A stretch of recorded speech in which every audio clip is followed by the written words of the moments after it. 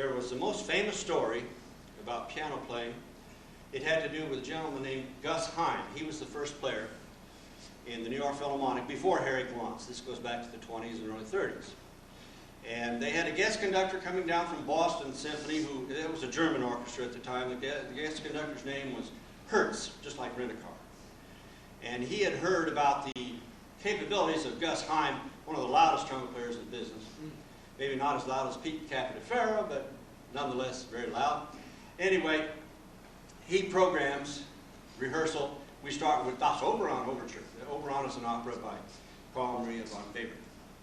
And on the front end of that thing, there's this little passage. And Gus proceeded to play for a maestro.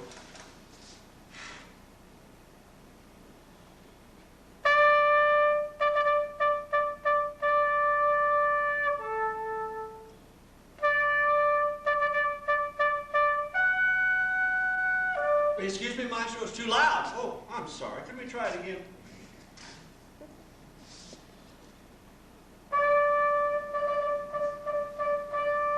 What? Oh, you don't want you want the sound of the open trumpet. Oh, I'm sorry. Well, Gus was what they called the magician.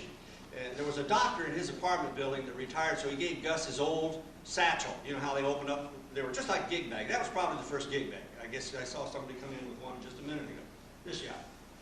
And in that bag was sleeves, mouthpieces, mutes, all kinds of paraphernalia to overcome problems. And one of the problems was getting it down soft enough, so Gus used a flugelhorn mouthpiece.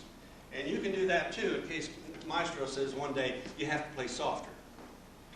You wrap a piece of tape around it, and it should fit in the shank because it goes in deeper.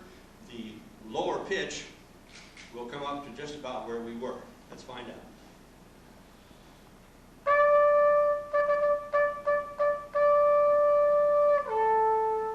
Maestro's still screaming at him. You can see he's riding on him now. So Gus said, all right. We'll try it once more, Maestro.